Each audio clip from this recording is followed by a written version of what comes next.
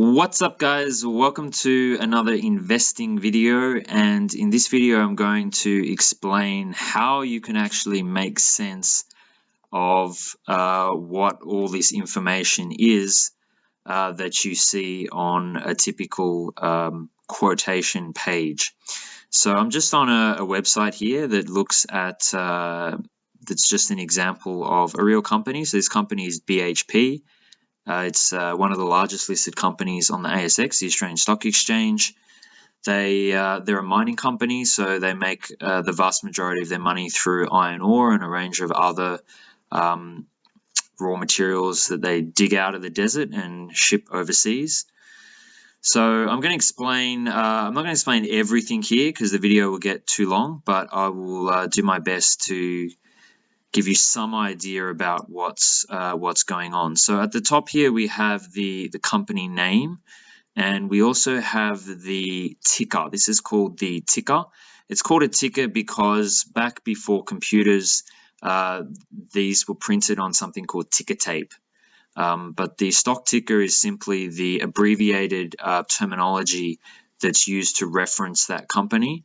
On the Australian Stock Exchange, it is almost always 3 letters. Sometimes it can be a combination of letters and numbers, but it depends on which stock exchange around the world. So some of the American stock exchanges, they will actually use, I think 4. Well, it actually varies. I think sometimes they use 2 or 3 or 4. So for example, I'm pretty sure Apple is AAPL. In Japan, they actually use a 4-digit number to refer to the stock. So it really depends what stock exchange that you're using, but at the very least, pretty much any company, well, every company listed on a stock exchange will have a stock ticker, and that's what you can use to refer to the company. Now you'll see here, this is the price of the company, or price that it's currently trading at. Now it's important to note that most websites will be delayed by approximately 20 minutes. Sometimes it's actually longer. So just be aware that the price is not exactly accurate. And most data providers will charge an additional price to have a live quotation. And the price itself actually reflects the price that was last transacted at. So if you think about it, at any one time, there's going to be a whole bunch of buyers and there's going to be a whole bunch of sellers. So if you actually log into your broker website, there might be a buyer saying, I'm willing to buy BHP at $49.52. And there'll be sellers that will say, I'm willing to sell at $49.54. And it meets somewhere in the middle. So there will actually be what's called a bid-ask spread, or basically a difference between the highest buy price and the lowest sell price. But I don't want to get too much into that. So this just tells you how much the stock has changed from the previous close. So it's down 4 cents from the closing price yesterday, and then that's just expressed as a percentage. The volume is the number of shares, and then we have here the dividend yield, which I will explain in more detail in another video, as with the PE ratio, because these are fairly key concepts that I'll go into more detail. And then this just gives you an idea of the lowest and highest price it's traded at in the last year. So you can see that BHP is actually almost at a 1-year high. And we can actually see that in the graph. You can see that this was the highest on looks like the 10th of May, but it's actually at a pretty high range over the last 1 year. Now you can, of course, change, most will allow you to change the time period. You can even go to a day chart. And there are also different types of charts that you can use. So candle charts are also quite commonly used. I'm not going to go through that in this video, but you can do a lot of charting analysis for a stock. But as I said, I will cover that in a separate video. So we had a look at these. So you can see the bid-ask spread. So that's what I was also talking about before. We have the volume, which I mentioned before, and the 4-week average. So this is actually how many shares on average have traded every day. So you can actually see that today the market's actually still open. So by the end of, or the close of business, it'll probably be a bit higher. But you can see that it's actually a relatively quiet trading day. So if you ever see a very large move in a stock price, you want to check the volume, because if the volume is low, then it's more susceptible to change. So it's kind of like saying if you have an average of 20 data points or 100 data points, if you have 100 data points, that's going to give you a more accurate reflection than the 20 data points. So a higher volume is greater, it's sort of more substantiation for a price movement. So if you ever see that, a big move with high volume, then you know that it's kind of legitimate and it's not just sort of a quiet trading day. The turnover is the actual dollar value of those transactions.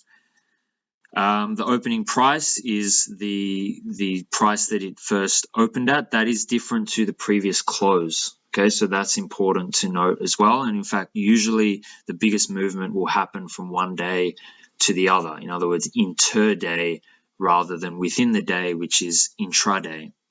The day range tells you the highest and the lowest that it's traded at within the given day. The VWAP is the volume weighted average price. So that's basically the average price that it's traded at for the day. But it's also, it's weighted based on the volume. So the more it's executed at a certain price, then the more the average will gravitate towards that amount. Previous close is the close price from the previous trading day, and then the last trading price is that price there that you can see.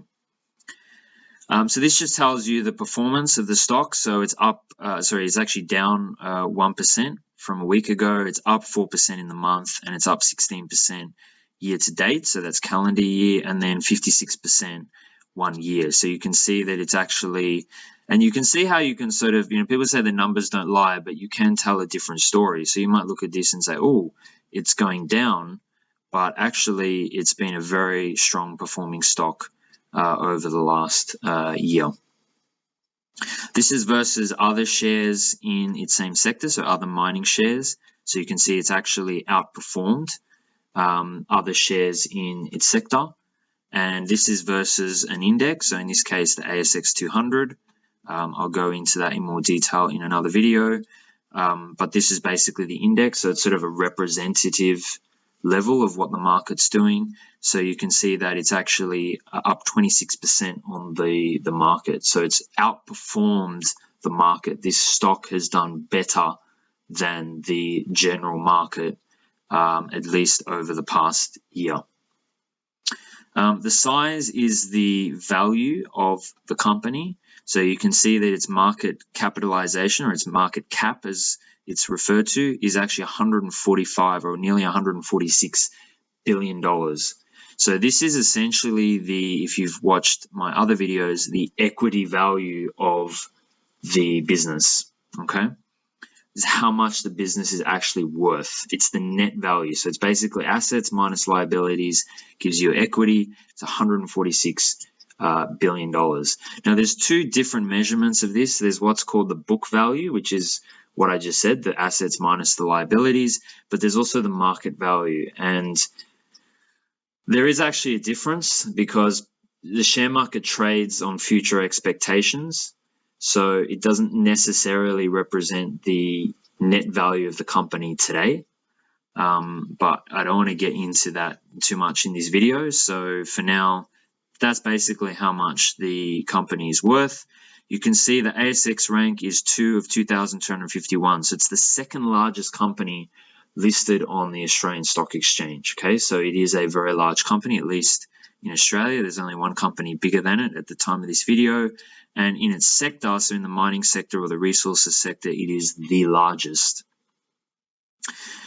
This tells you how many shares are issued for this company, the sector, so you can see it's basic materials. So it's basically, like I was saying, it's a mining company. So there are other material companies such as gas companies, etc. Similar companies. So this is just exactly what the name suggests. So we've got Fortescue Metals Group, Rio Tinto, and Newcrest Mining. So these are other similar companies to BHP. The EPS, I don't want to go into too much in this video, but that's earnings per share, and the DPS is the dividend per share. I'll cover that more in other videos. And the NTA per share I'll also cover in another video. And the broker consensus is basically what stockbrokers think about the company, so whether they recommend buying it or not. So you can see here 10 are saying buy, 4 are saying hold, and 1 are saying sell. So the majority, 2/3 of brokers are saying that you should buy BHP, and that just gives you, I guess, some indication about what you should do. If there are a lot of brokers saying sell, it doesn't necessarily mean it's a bad company. It just might mean that the price is a little bit high. So I think BHP is a good company, but it is trading, as we saw above, at almost all-time highs. So that's why some brokers might be saying, I don't know, maybe hold. If you own them, I wouldn't be selling them because it might not go down, but it's probably not going to go up much more. But who knows, right? There are 10 stockbrokers that are saying buy, and this just tells you when that was last updated. Going further down, so these are just the announcements that the company makes to the market. So as a publicly listed company, if there is any information, there are very strict rules around reporting requirements. So the companies have to keep the market informed about what's going on in the business. Some of them are more administrative things, some are price sensitive. So this is actually a quarterly activities report. So this is basically where they tell the market their performance over the last 6 months or 12 months. And then, just some general information about the company, their dividend history, and some of the ways that you can measure that. Again, I'm not going to go into that in this video. The directors, so people that are actually on the board, and also whether they have sold or bought any shares recently as well in the company, because that also has to be disclosed. So that just gives you a general overview about how to look at some of the information here. I know I skipped over some of the more important terms, but it's not something that I can explain in 10, 20 seconds. So definitely check out my other videos where I will go through them in more detail. But thanks very much for watching, and stick around for the next video.